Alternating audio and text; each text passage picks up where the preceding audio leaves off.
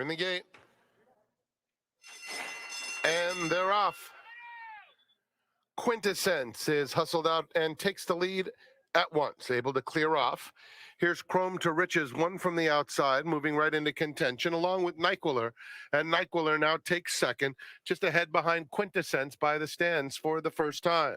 Caribbean King is a joint third, with Chrome to Riches outside of him. Autoline settles in fifth, 4 lengths off the lead. Then Pray For Me Ray, inside Smooth Salute. Ghost Coast is second to last, and Hard Money Muchachos at the back of the field. It's Quintessence and Juan Hernandez carving out the fractions. Leads it by a length and a half as they move toward the backstretch.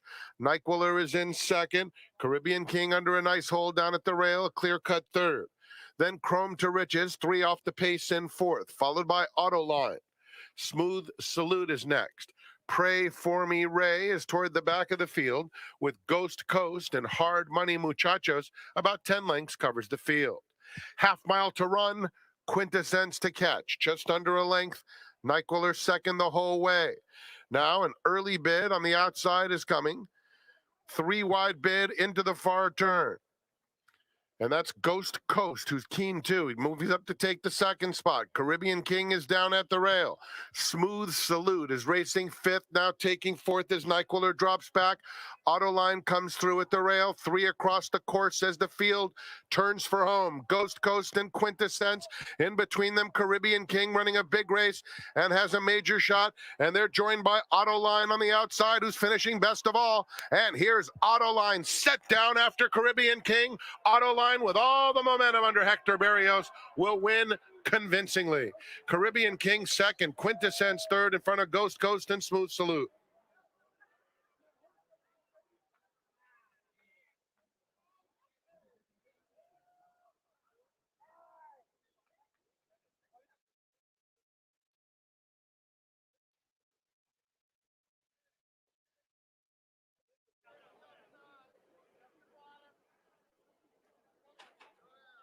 Eagles Landing completes the line.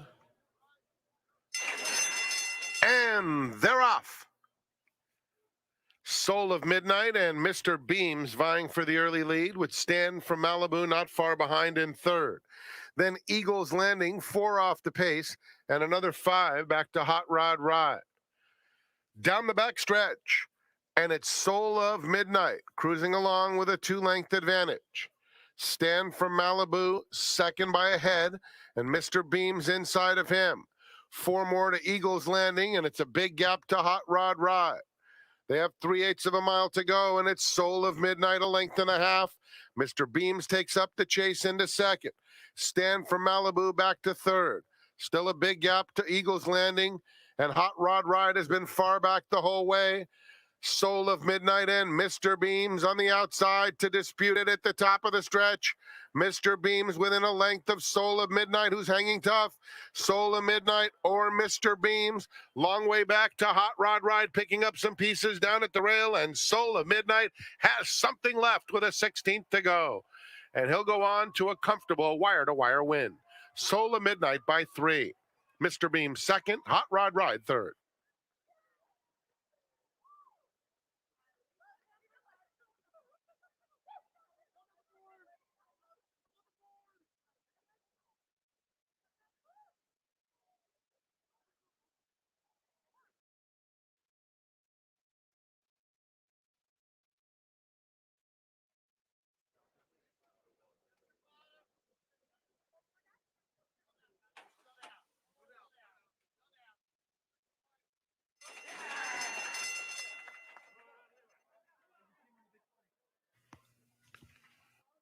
Anno Rose is going out for the early lead. Gypsy Tears has speed in second. Another couple back to Eddie's Last in third.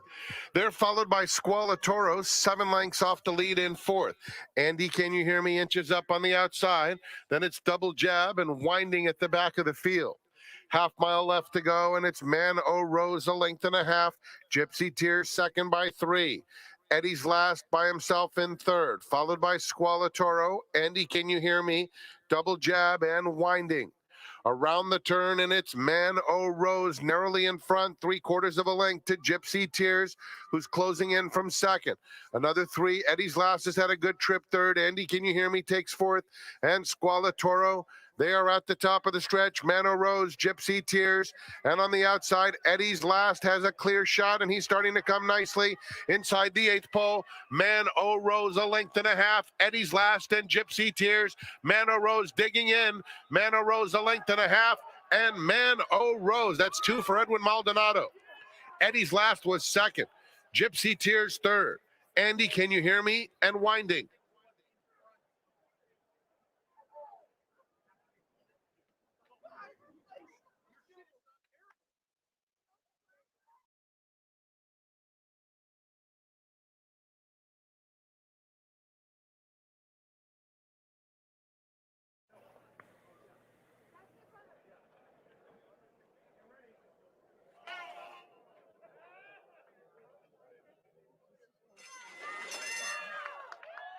And they're off in an extremely tardy beginning for Wish They All Could Be, who's already 15 lengths out of it.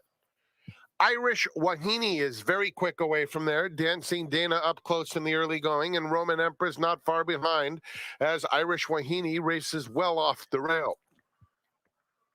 Flatter with Jules has 3 to make up. It's a gap of 7 back to Hot Rod Mama, and Wish They All Could Be starts to advance well in the center of the track. Irish Wahini has passed the half-mile pole with a length and a half lead on Dancing Dana second. Flatter with Jules, Roman Empress inching up in fourth. Wish They All Could Be just 5 lengths off the lead, and Hot Rod Mama. Midway on the far turn, Irish Wahini trying to cling to a narrow advantage over Dancing Dana in second. Then Wish They All Could Be, who's made it up to be a joint third on the outside of Roman Empress. Flatter with Jules in striking range at the white blinkers. They're at the top of the stretch. And Irish Wahini has a 2-length edge on the inside. Flatter with Jules is closing nicely into second, followed by Wish They All Could Be. 16th to go. Irish Wahini by 2. Irish Wahini leads them all the way under Tyler Bays to score by 2.5. Photo for second, an absolutely incredible performance from Wish They All Could Be over Flatter with Jules, then Dancing Dana.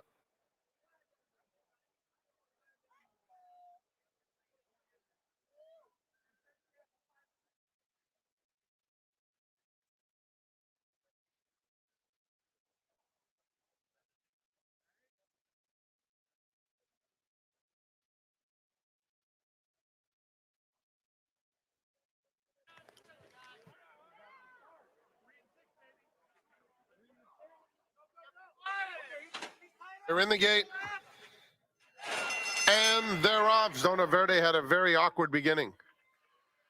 Chatalis, but there goes April Vintage, and April Vintage opens up 3 and clears the field just like that. Highlands comes away in third.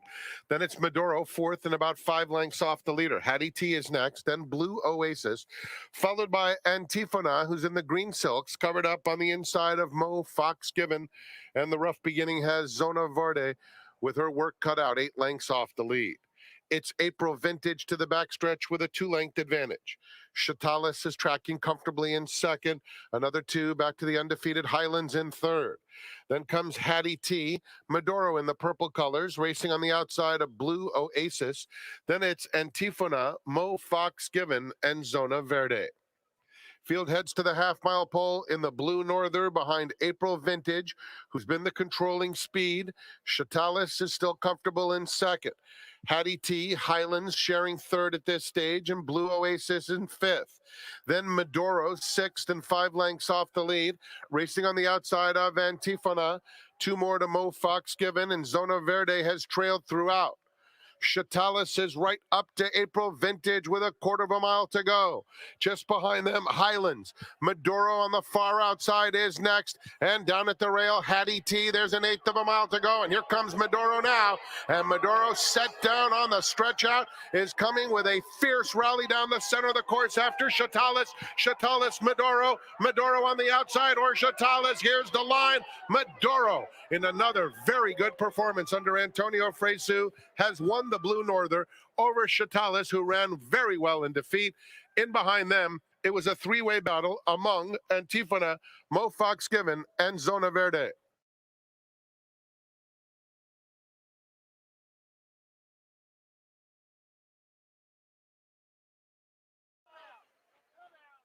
We're in the gate.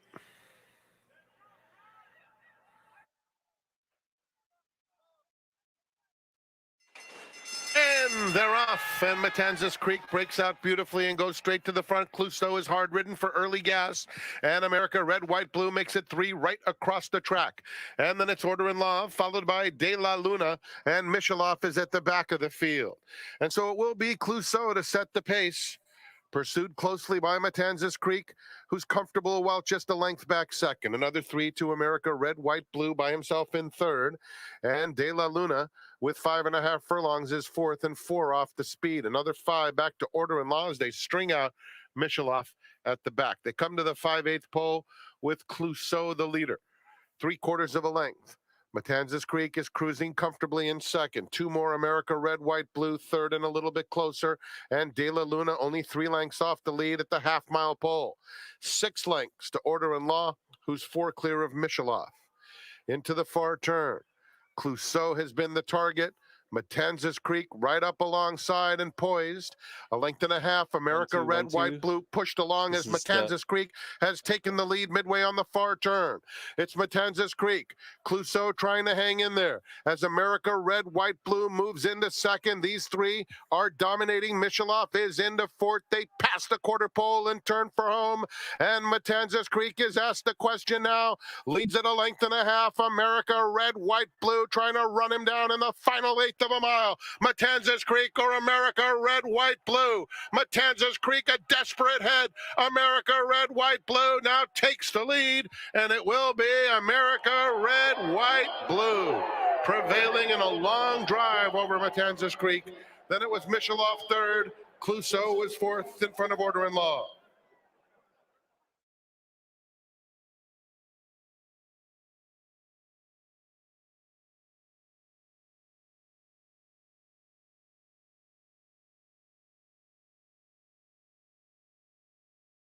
Namesake goes in.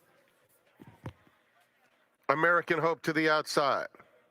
They're in the gate, and they're off in the Eddie Logan. And Miracle Mark bounces out quickly. So does Charge for Gold, who has the lead. Final Boss just behind the top pair. And American Hope settles 5 lengths off the lead. Lord Bullingdon inside of him, and Twirling Point is at the back of the field. So it's the long shot Charge for Gold who will set the tempo. Opens up 1.5 lengths. Miracle Mark backs off in second. Another 2, Lord Bullingdon going up early to take the third spot, and he's tugging forward even closer, only now 2 lengths off the lead. Final Boss is fourth at this point, followed by Twirling Point and American Hope. 5 lengths front to back. Charge for Gold is the leader onto the backstretch, 3/4 of a length. Miracle Mark in hand second. The same can be said for Lord Bullingdon at the rail. American Hope makes an early move. He's now fourth and 2.5 off the pacemaker. Final Boss, orange sleeves between rivals. Twirling Point is down at the rail. Heading to the 3/8 pole in the Eddie Logan. Charge for Gold has been there throughout. Miracle Mark still second. Lord Bullingdon on the rail. And American Hope outside of him. American Hope puts his head into third. Final Boss is fifth. 4 off the lead. 2 more. Twirling Point. Past the quarter pole and turning for home. And Charge for Gold still there. Miracle Mark up to engage in second. Charge for Gold digging in. There's room for Lord Bullingdon. What a sweet trip he's at. And he comes to take the lead at the 16th pole. And it's Lord Bullingdon pulling clear under Umberto Rispoli to win the Eddie Logan by 2.5 decisive lengths. Charge for Gold second. Twirling Point kicked it into high gear late, finished third.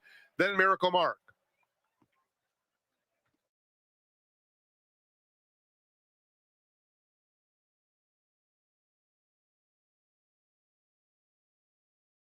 Tet will be the last one to load.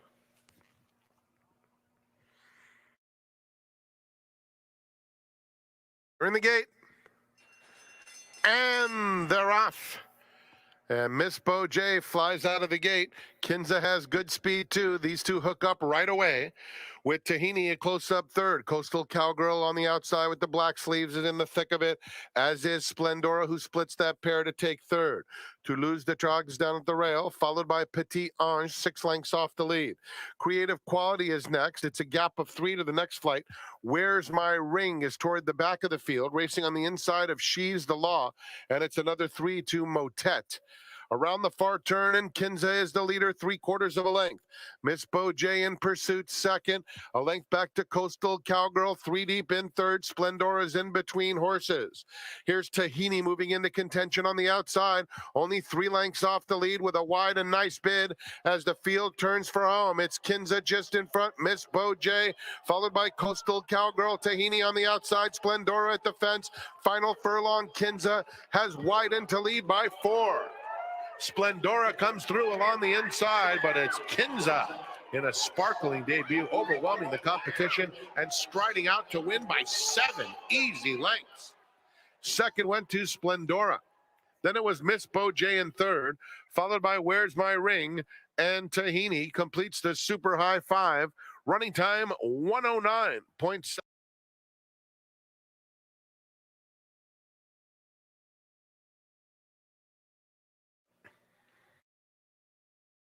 Gorilla Boy to the outside. They're in the gate, and they're off. Let Seamus Go is very quick out of the gate. Shot of Courage up close in the early going. And down at the rail, here's Classic Alfie moving through to be a part of the early speed. No Show Jones is next, racing fourth into the clubhouse turn, followed by Potential Spam, who's down at the rail, 3 lengths off the leaders. Another 2, back to 8 Clap, who races on the outside of the favorite Guy Named Joe. At the back of the field, Gorilla Boy and Ario. Shot of Courage, the long shot leader onto the backstretch with Classic Alfie down at the rail, passed now by Let Seamus Go, who moves clearly into second. That pair is followed by No Show Jones, who's on the inside of Potential Spam, who's only 3.5 or so off the lead. Then comes 8 Clap. At the rail, Guy Named Joe is in a little bit of traffic at this stage, and in between is Ario down at the rail. A 4-wide Gorilla Boy makes it about 7 lengths front to back. They're into the far turn with Shot of Courage, the target, leading by 2 lengths. Let Seamus Go is racing in second. 8 Clap is 1 from the outside. Potential Spam currently takes third. Outside of them, Gorilla Boy has made steady headway. And now there's breathing room for Guy Named Joe. And Guy Named Joe is getting underway. He'll come on the far outside. They're at the top of the stretch. Shot of Courage. Let Seamus Go are head and head. Guy Named Joe is really flying home now. And Guy Named Joe is coming 2.5 to their 1. Guy Named Joe with all the mojo. And Guy Named Joe gets out of traffic and blows by them late. Another for Umberto Rispoli. Let Seamus Go was second. Shot of Courage third. Then it was Ario finished fourth and fifth between Potential Spam and Gorilla Boy. Running time 1:36.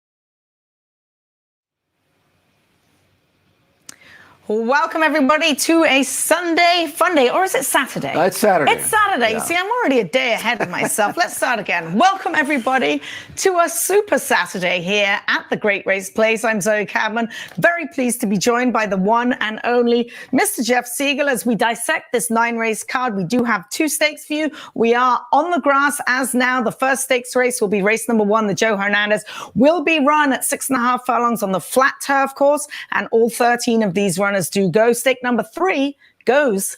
Stake number 2 goes as race number 3, and that is the Bobby Frankel. I think I'll just shut up, Jeff, and we'll just get talking. How are you, Jeff? I'm great. I already have lost my first bet, which I thought would be, got to bet that the race is coming off the grass. They're, all of them, but they're not. They're staying on. Then I went outside on the apron, looked at the main track. It looks like it's going to be pretty glib. I don't know. They'll have moisture in it, but I think they'll be running pretty fast, So already I've handicapped kind of backwards, but I'll try to adjust on the fly. Well, this is actually a live shot behind us, and if you can see, it looks like someone's walking along there. Could be Michelle Yu walking along there. And you can actually see how good the main track does look right now. So if you see right behind Jeff Siegel, it's open, the tractors are moving, so that is definitely not a picture. And it looks great. I mean, kudos to the team here at Santa Anita, because it didn't really start raining until about 6 a.m. Right. And then it peed down. Yeah, I'm surprised, but I'm glad we can run on the grass. We've got a really good opening day race on the card. The Joe Hernandez going 6.5. It doesn't matter to me whether it's on the hill or it's in the flat. It's still on the grass. We haven't lost a horse out of the race. Can you imagine that? I know, it's fantastic. But before we get to that, we're gonna have a chit chat, and I'm gonna pick Jeff Siegel's brain because he is the master. And Jeff, of all the races that you watch, and we know you watch a lot, if you've ever been to Jeff's house, there are like 15 billion TVs all over the place, and it's just fabulous. But what is the best race you watched this year, and who was the best horse that you saw run? Well, the most exciting and satisfying race for sure was Cody's Wishes winning in the Breeders' Cup Mile. It wasn't necessarily the best race, but it was the most exciting and the most influential, because I think that race earned him Horse of the Year. And of course, the storyline that went with it for the last several years couldn't have had a better ending for the horse. We lost Cody, unfortunately, tragically, the next day. But it was a great story while it was going on. And now Cody's Wish will go to stud, and hopefully, as a son of Curlin, he'll do very well. However, the 2 best races, and I put them on equal footing here because I was just completely overwhelmed by the performances of the Euros and Breeders' Cup Day, specifically in Spiral and the Filly and Mare Turf. She was given so much to do and accelerated like only a great filly can do. And then Auguste Rodin in the Breeders' Cup Turf. That's greatness right there. You know? And so we were blessed to see an unbelievable couple of days of Breeders' Cup races. The disappointment really to me was that the fact that the 3-year-olds didn't train on. I mean, Archangelo's a good horse. I mean, fair enough to that. Yeah. That was the plan initially with Mage, to train on. Yes. Until he got derailed by a minor injury. No, I understand that. That's always the plan, to go on, but they weren't able to. And it brings back memories of Justify, who, by the way, we'll talk about him in a second. When Justify failed to train on after his 3-year-old season, I was talking to Bob Baffert about it, and he told me, he could have run as a 4-year-old. Absolutely. But he's a Triple Crown winner. He's too valuable. I understand it, but he could have run. I'm not so sure you could say the same about these 2 3-year-olds. But getting back to Justify, that's my other storyline of the year. And you pay attention more to me, more than I do, in terms of the sales, because that's what you do that's your real job, really. Almost. Just stop it, Siegel. But this is my real job, and I love it forever. All right, okay.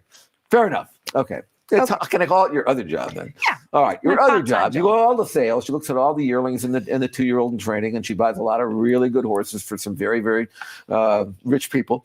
And you've seen the Justifies, and have you ever seen maybe since Stormcat, maybe Tappet, in the States anyway, a horse getting off to this kind of start? No. And not a more versatile sire. And right. You've seen him, obviously he's been bred on both hemisphere.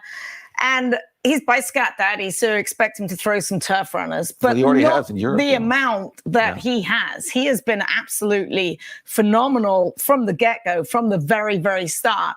I mean, there's few that have done what he have. Gunrunner's right there.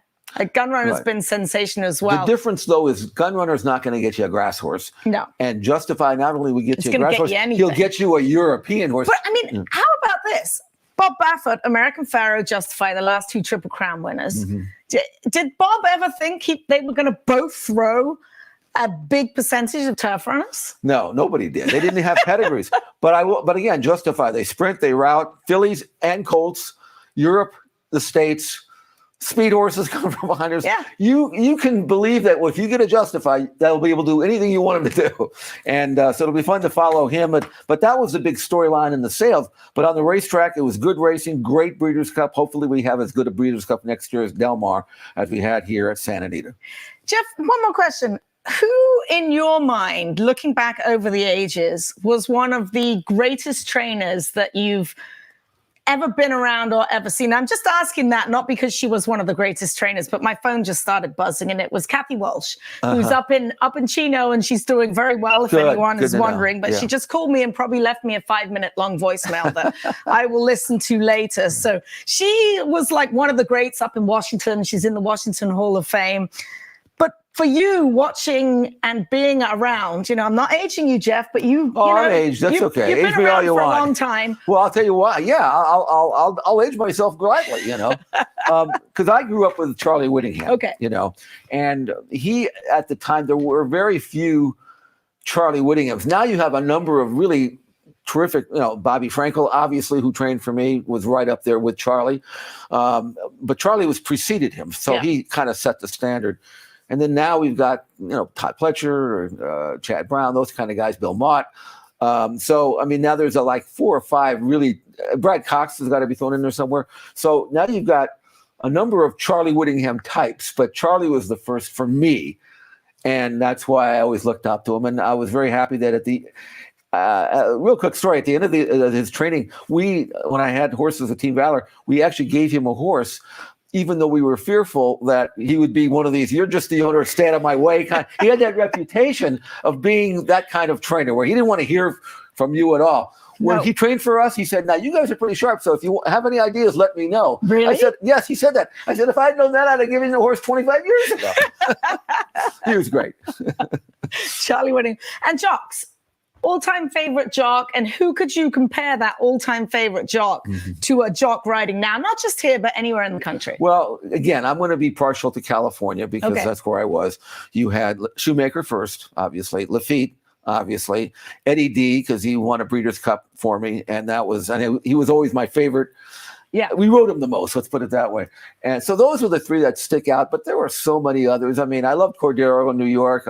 He rode for me as well back there, and there have been a lot of them, that you look up to and you have great memories. They're all on my wall, in the den and stuff. All these guys that won stakes for me. So, but again, I grew up with Shoemaker. Yeah, and that to me, he was, a different level. But why? Well, he was smart. He had great hands. He didn't do it with strength. He did it with finesse. He did it with his ability to ride each horse. How it had to be ridden. And when I was growing up, when I was just 6, 7, 8, 9 years old, when I was really starting to learn go to the races with my dad, he'd win every race. I said, this guy's got to be good. He wins every race, and he practically did.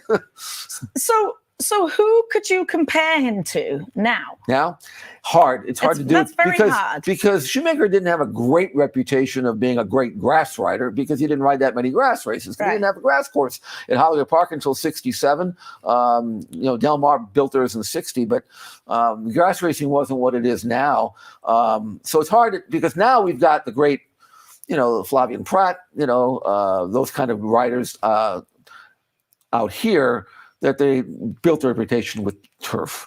But other than that, we've got a lot of really good riders. But I tell you what, when I was growing up, and I know I hate to sound like the good old days, how that goes, but there were a lot of them. Yeah. So if you had a Derby horse, do you have any horses in training now? I have one Candy Ride filly up north with Tim McKenna. That's it. Unless, of course, you can find me one. I'm going to find you one. We try every year. But that's it. That's all. I'm down to one. That's enough. I had at that time I had 40 or 50. That one's enough. All right. Well, Jeff, we're going to lay out for a couple of minutes and throw it up to Frank Miramati, who will have today's changes. And hopefully there won't be too many. I don't think there will be.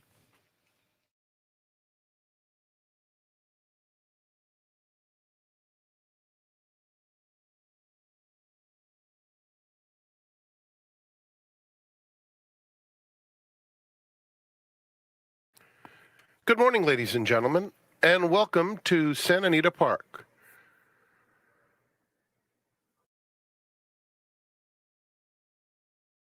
Main track is good, as is the turf course. Here are the changes. In the first race, the Joe Hernandez Stakes. Scratch number 7, Love Sick Blues. Note that number 11, Olympic Runner, will now be ridden by Luis Contreras, and number 13 does draw in. In the second race, there are no changes. The third is the Robert J. Frankel. By the way, the first race today is going to have a shoot start. Race 1 will not run down the hill. It will be 6.5 furlongs from the chute, about 6.5 furlongs. Changes in the Robert J. Frankel. Race 4 is the start of the pick 6, the $1 pick 6, and a corrected weight.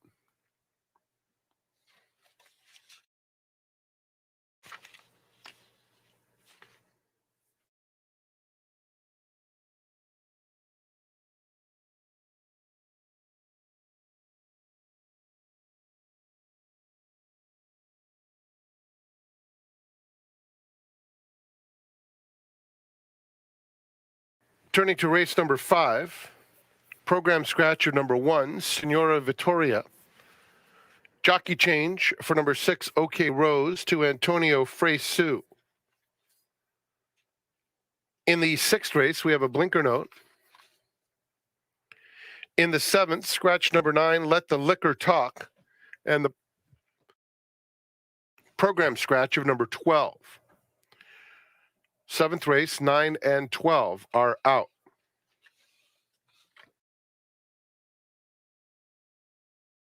In the 8th race, just some blinker notes. Golden Hour pick 4 begins. And in the 9th, scratch 6, Buck Owens, and scratch number 7, Crosskirk. Race 9, scratch 6 and 7. Enjoy your day at the Great Race Place. Let's go back to the studio. Zoe Cadman and Jeff Siegel.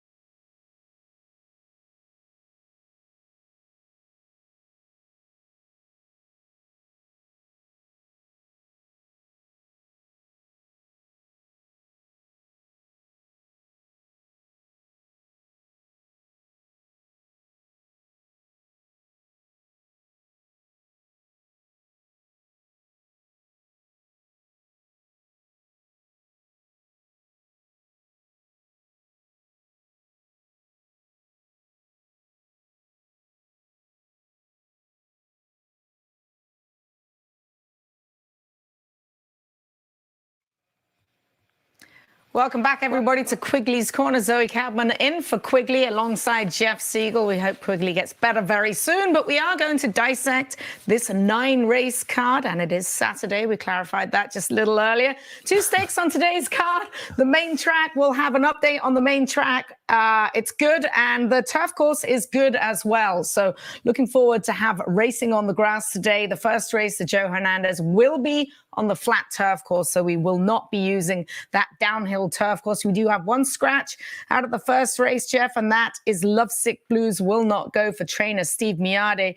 But it does leave number 4, Forbidden Kingdom, my top pick in here, as the favorite. What say you, Jeff? Well, you like him, and I've always sort of liked him, but he's one of these horses that has ability.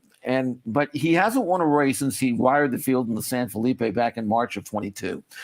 And one of the reasons why I'm against him, and I'll let you tell me why you like him in a second, is that he doesn't always seem to find anything under pressure. Correct. I mean, when he gets loose, he can be dangerous, but when you hook him, there's not a lot of fight back in him, and that's why I don't trust him at 2-1. Yeah, I can see him get loose here, and maybe get brave. But I want to see it. And again, his last one was 2-turning on the main track. This is sprinting on grass. Let's have a look at his most recent work. All right, now I want you to talk me into it. See if I can change Jeff Siegel's mind now. Now, here he is. He's clear. He's on the front. He's not really being challenged. He's in the bridle. And before, he had a little bit of throat issues, and they didn't want the rider to take a hold of him. And you can see here, the rider's got his feet on the dashboard, got an absolutely massive hold of him. And he's working with Sumter, who's a very good workhorse indeed. And he's right behind him under a hold here as well. And I just love the way he gets over the ground. He's always been a good workhorse. But the fact that he can now work against the bridle and finish up, Jeff, to me, is magic. You can see the rider still got his feet on the dashboard. Sumter's going to start getting asked for some finish now, and he doesn't have any, and he's always a really good workhorse. But I think they finally figured out, just let him roll. He'll be in front. We'll see how long Pratt can nurse him along for. But this is one of the best works and one of the best times I have seen from Forbidden Kingdom in quite some time. Well, that's a good case for him. My problem, again, is that he looks so good breezing, but what happens when they have to turn him loose? Well, maybe they're not going to have to turn him loose. Well, that's his best chance. But you have another horse you like in here. So let's take a look at Tahoe Sunrise. This is the work that you wanted. Newgate is on the outside. He's on the comeback. Tahoe Sunrise on the inside with Victor Espinoza, who owns a win aboard him. What do you think here? I love the work because he's breezing. And I think he's continuing to improve. He's only had the 6 starts. He's won 3 races. His numbers are strong. And, while he's under wraps here, he never really gets off the bridle. And I know he can fight back because I've seen it in the afternoon. He's also a fit horse because he's backing up from a couple of mile races. Now, into the stretch, the colt on the outside, pretty nice colt. And he's coming back pretty well for Bob. But you can see the hammerlock that the jock has, Victor has on Tahoe Sunrise. And he's never going to look like he's getting tired. Now, he's going easy. I mean, he doesn't have to go fast.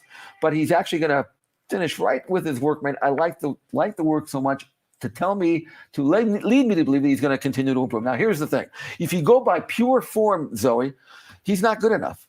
Nope. But that's why he's 10-1. Yep. But he's also never been on grass, and he's by American Pharoah. And that's okay, too. That is very good. So, and he's continuing to improve. He's fit. He's trying a surface. I think he's going to like. He doesn't need the lead to win, so he's going to come engage but at the top. Someone's got to challenge Forbidden Kingdom, in your opinion. Well, it would help, but I've seen him back up when he's by himself, too. So here's to me, it's a gamble at 10-1.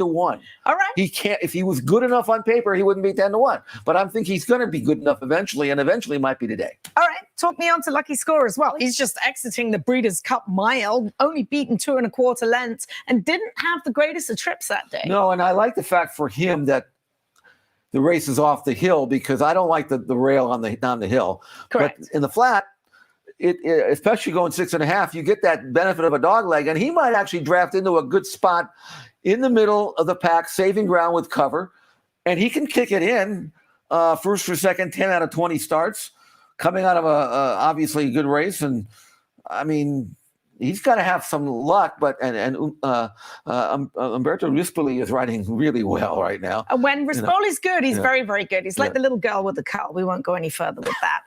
The Explain that to 13, me off the air. the 13 does get in, and that is Dancing Buck. So Jeff Siegel looking for a price in race number 1, the first of our 2 stakes, and he goes with Tahoe Sunrise on top. Let's move on, Jeff, and take a look at race number 2 in here. This a maiden 20 purse of 23,000 going 6 furlongs on the main track. What say you? Well, when a horse turns 4 years old, and in this case, Grand Tiger will be 5, in a couple of days. It's time to get real, right? It's time to move on. Out with the old, in with the new. So I think what we're seeing here is that, look, this gelding, they gave 70,000 for him as a yearling. They had high hopes for him. He had some decent form. He's been started and stopped on a few times. All right, now he's a 5-year-old. Run him for 20. Win a race, lose him, who cares? Move on to the new, bring in the new stuff. So I think this is a realistic class drop, and he's certainly coming out of better races. He's got back numbers that are going to win. He ran well on this track, 2 races back, beaten only 3/4 of the length of a maiden 50. This is a maiden 20. There's no late speed to worry about. So I'm going with Grand Tiger here. I don't think it'll be much of a price, but I think today's the day for him. You back him up with King Zog, the 9-5 favorite, beaten just a length last time out for 20. He seems like he's a reliable sort. Well, he likes to run second. I know that, 6 out of 12. But he's had 12 seconds. Last 2 were second. Numbers-wise, he's not really fast, I think if Grand Tiger at this level, I think is going to outrun him. I can see King Zog in the 2-hole, but Grand Tiger to me should be able to beat him, in my opinion. I'm throwing in the 5 Mongolian Gold in there. First-time starter, 3-year-old by a good trainer. His stats don't show that he's a good trainer. And this horse has worked well for the level, and that is the 5 Mongolian Gold, a son of Connect out of a Buddha mare. Let's move on and take a look at the second of our 2 stakes today, the Grade 2 Robert Frankel. You already mentioned Mr. Bobby Frankel and what a marvelous man he was. I only got to see him really a few times because I wasn't out in Southern California yet. Yeah. But do you have one Frankel story you could give me? I ever? I took him to France. He'd never been to Europe, and he wanted to branch out. So I said, let's go to France together, because he's a good friend of mine, and I'll set you up. I got a guy over there who happens to be Leonard Powell's father, the late David Powell. So we toured all the farms with David, his name, David, myself, and Bobby. And so he says, I want to go see some sights. I said, okay, what do you want to see? He says, I want to see the luge. I said, I think you mean the Louvre.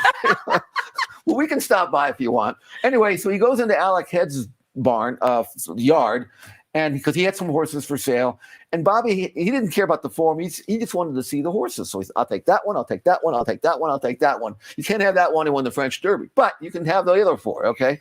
And because he thought he could go back and pick out horses strictly because he could pick out horses. Right. Anyway, he bought like 4 of them won stakes here, And I said, Bobby, you should forget about the claiming horses, get the Euros. And his success with the moderately priced horses we bought over there led Judd Mott to giving him horses. And as you say, the rest is history. Yeah, absolutely. So that's my favorite Bobby Frankel story. A true legend of the game. Race number 3, Cardiff for a mile and an 1/8 on the turf. Turf course listed as good in here, Siegel. And how do you see this? A very difficult race. It's a paceless race. Lakota Spirit's probably going to be a little closer to the pace than she has been. I think that she wants to be in the fray.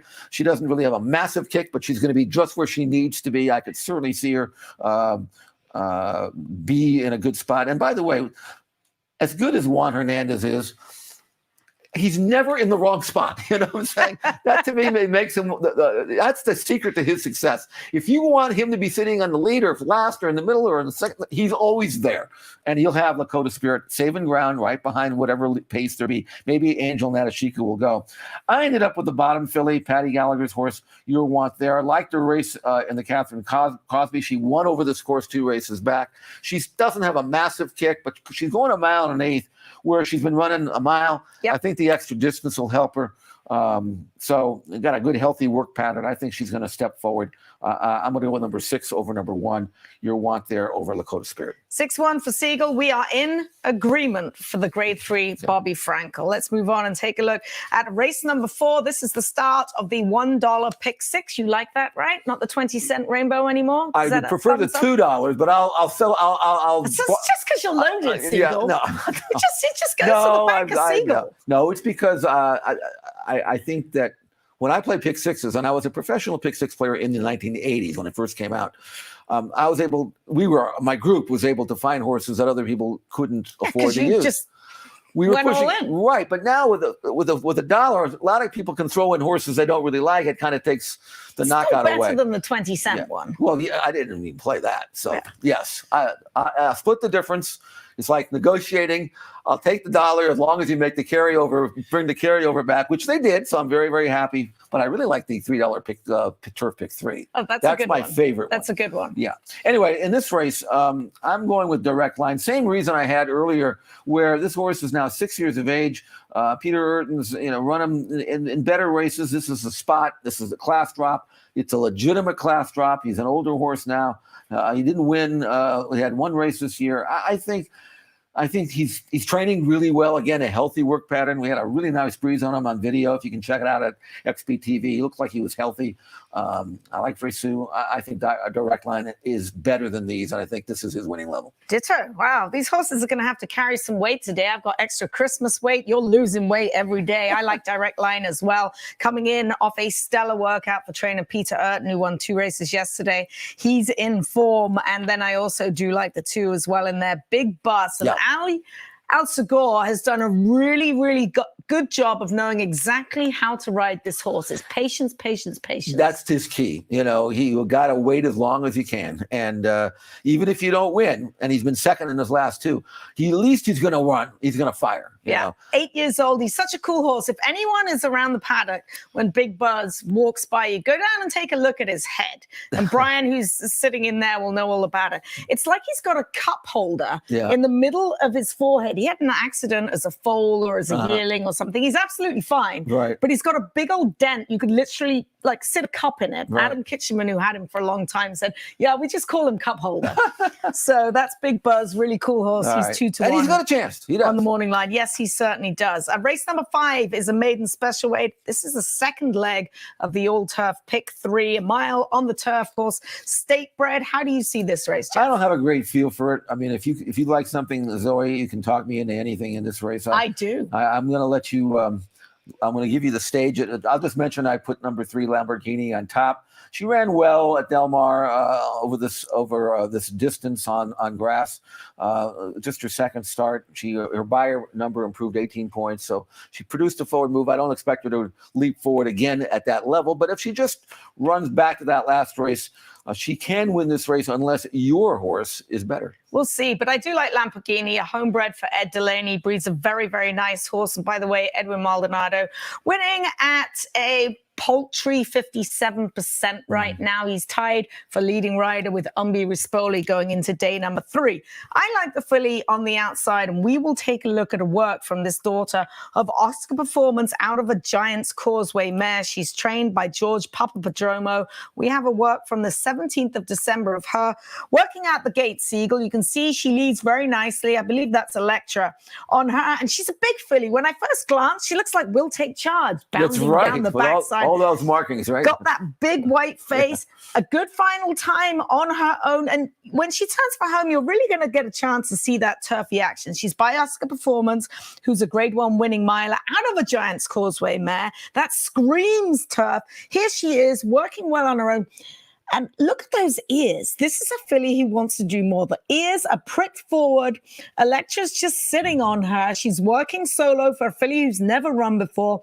She's had a series of good works, including one out the gate in 47-2. This is a really, really good work. You'll see Electra just starting to nudge her, but doesn't really need to. She came back and worked 50. She's a big, long-striding filly. Oscar Performance with turf routers wins 15% of the time.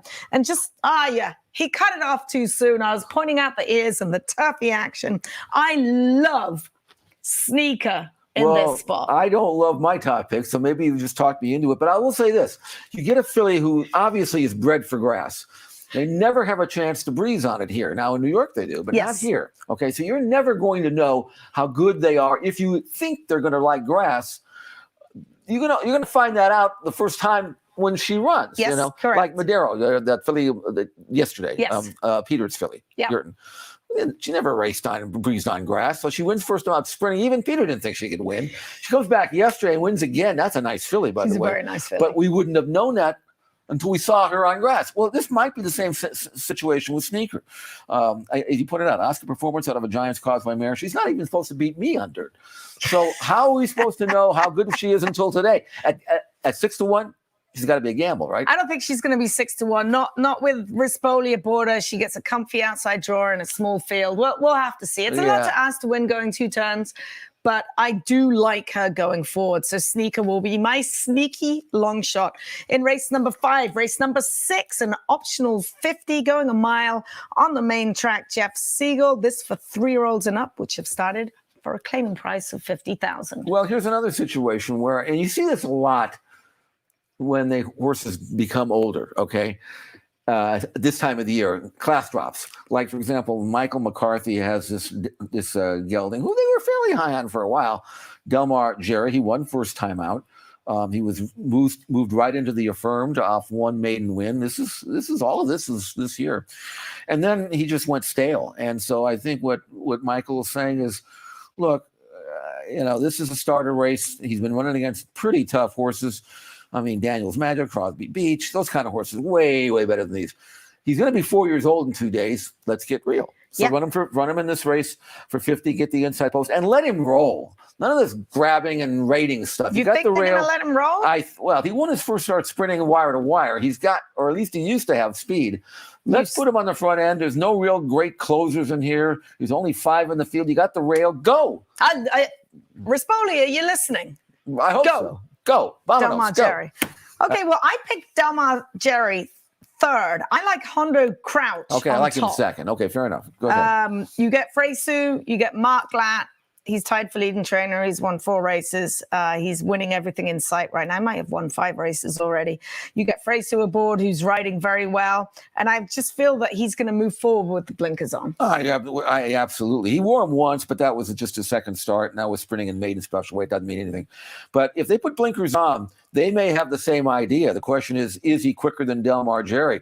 Well, based on Delmar Jerry's recent form, he would be. And if Hondo Crouch gets to the top before the 7/8 pole, I doubt he'll look back. So to me, I have to use them both. I don't see any late speed here, so it's one or the other for me. Do you know who Hondo Crouch was? No, I don't. He was a writer, a very good swimmer. He was a self-proclaimed mayor of Lukenbach. Really? Yeah. All right. I looked him up. Google's a wonderful thing. Yeah. Race number 7. Everybody's a genius like me when I look things up in Wikipedia.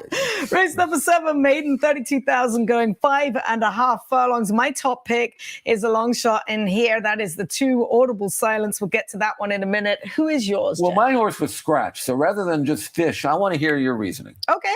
I liked his work. Actually, we got a couple of works on XBTV. He's by Audible. They're good moving. Sons of Into Mischief. He paid $35,000. He's in for 32, so that's a logical spot. He's going to leave the gate handily under Victor Espinoza. And honestly, I don't really like anyone else. I don't either. By the way, Audible's had a really good year with 2-year-olds. Exactly. A very good year. Yeah. So why not? I mean, Val Brinkerhoff is more than capable of winning with a first-time starter. So that is my must-use in the pick 6 sequence, the 2 Audible Silence in race number 7. Well, I picked number 9, Let the Liquor Talk, but he was scratched. So now I've got secondary picks. I would certainly use Audible Silence because the contenders all have speed figures that are way lower than par. So a first-time starter could easily just be average and win. What about the 11 Sunset Storm? Favored in the debut for trainer John Sadler. Val Brinkerhoff, again, he might have a good day. Might be 1st and 2nd. Yeah. Jumped in, claimed this one. Honestly, the works aren't great. However, we'll see what Sunset Storm can do. Gets a good draw on the outside. Again, if you would think that if Audible Silence was that good and they were a gambling outfit, I don't know if they are or not, but No. then Sunset Storm wouldn't be in the race because we know he's got speed. If nothing else, he's got speed. So I don't know how highly regarded either one of these horses are. This is why I originally picked a horse who had a decent run for Jeff Mullins, the 9, but then he was scratched. So I'm really. We'll talk about him on I another will day. say this: if you're playing pick any rolly, pick 3, 4, 5, anything, go as deep as you can. All right. Race number 8, State Bred going a mile on the turf. These are obviously Cowbreds in here, Jeff Siegel. This is a good race. I see it 2, 3, 4, Antibes on top because I always bet Antibes and he never wins, so I can't stop right now. Over Get the Gold. I had actually had Get the Gold on top, but I give Antibes a good chance. I thought he run a little better last time than he did. So, but I mean, maybe it was. I don't know. I just don't know. Get the Gold to me is developing nicely. He comes out of a race that earned him a by far career top speed figure. He doesn't really have to run any faster on numbers than he Comes just back did. with some good works as well on XBTV. Yes, and look at that. Look at the pattern. 24th of November, the 30th. The 7th, the 13th, the 19th, the 25th, hasn't missed a beat. That's about as healthy as it gets. There's no reason to believe that Get the Gold will run worse. Every reason to believe that he might run better, and I don't think he really has to run better. So I think Get the Gold and Antibes should be at least get a part of it. Be punctual on the outsides coming out of the Snow Chief, and he was 4th. That was back in May. He returns with blinkers on, but he's worn them. But you look at his numbers last spring as a 3-year-old. They're competitive. Yeah. So we haven't seen him. He's been at San Luis Ray Downs, but if he's ready to come back as well as he left, he's not out of the question. Finally, race number 9, the Get Out race, 12-5 claimers, non-winners of 3, lifetime sprinting 6 furlongs on the main track. Siegel, I just looked towards the outside of this field. Who do you like in here and why? I couldn't find anything that I liked, so I defaulted to my horses for course angle. Okay. So I ended up with 10th Street Don, number 10. 10 starts at Santa Anita, 2 wins, 3 seconds, and a third. He's pretty useless anywhere else, But here he likes it. I don't know how he'll like a drying out track, but I have a hunch this track's going to be a lot faster than people think. Yes. I think it's got a very firm foundation. He did actually win last summer, 2 races back here at Santa Anita. Now, he doesn't have a lot of tactical speed, but there's not that much zip in here. So as long as he's reasonably close, not in front, but like 4th or 5th, he can kind of grind it out for you. So he's only 4-1. It's no big deal. But I ended up with 10th Street Don. If it's not him, Elevato's got a chance. He's got some form that would make him a contender. You can throw him in. And there's a few others. The bottom 2, Magnificent Ride. Lansdowne's dropping in class. Don't trust him. No, Don't trust him. I don't trust any of these. I go 10, 11. No, 11, 10, 9. I can't even talk backwards from 11. Magnificent Ride. I like Magnificent Ride on top. Fresu aboard, broke the maiden for 20. Right. Probably needed that last run. I mean, had not run since January. Right. So that was a very able performance. Cuts in half to 12-5 or as far as you can. Here's the thing about him. If you go strictly on his last race on the number he earned, he's right there. Yes. He could win. But it was a low sal going 5-8. So I don't know if I trust that form. Oh, I do.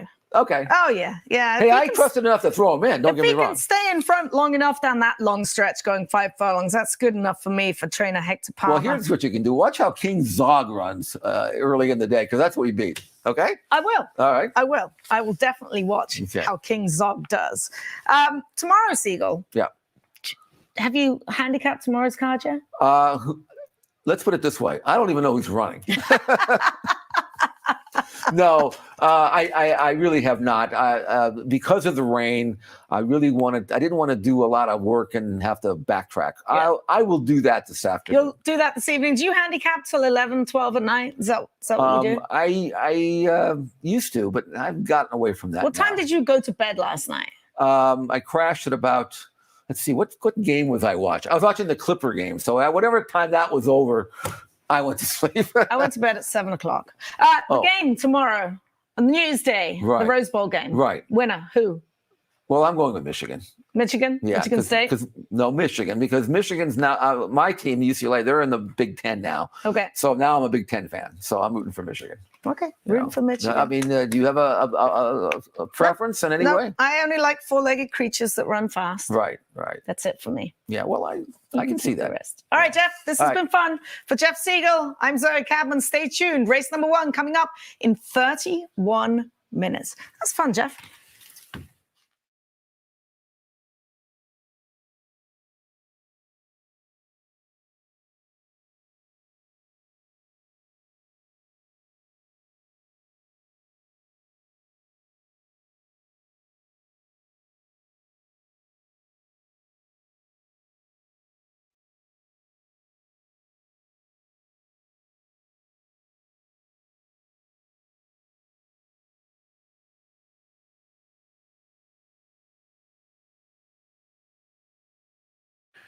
Ladies and gentlemen, please rise for our national anthem.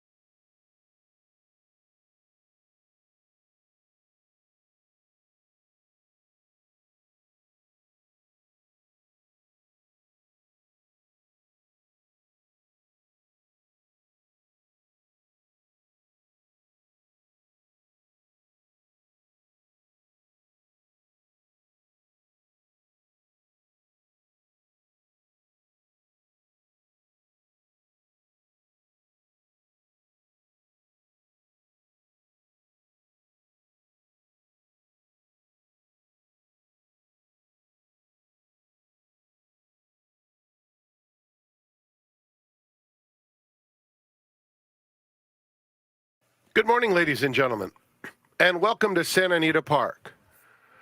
Both the main track and turf courses are labeled as good. Here are the changes. The first race will not be run down the hill, but it remains on turf and will have a chute start. It'll start out of the chute. Scratch number 7, Love Sick Blues. The first is the Grade 2 Joe Hernandez Stakes. Number 11, Olympic Runner. Make the jockey Luis Contreras. 13 draws in and retains the services of Edwin Maldonado. Race 2 kicks off the early pick 4. No changes in the second. In the third, the Robert J. Frankel. Number 4, Luminiferous. Corrected weight should read 119 pounds. Also, please be advised that the Robert Frankel Stakes is the start of the $3 all-turf pick 3, races 3, 5, 8 today. The pick 6 begins with race 4. No changes. In the 5th, started the late pick 5, program scratch of number 1, jockey change for 6, OK Rose to Antonio Fresu.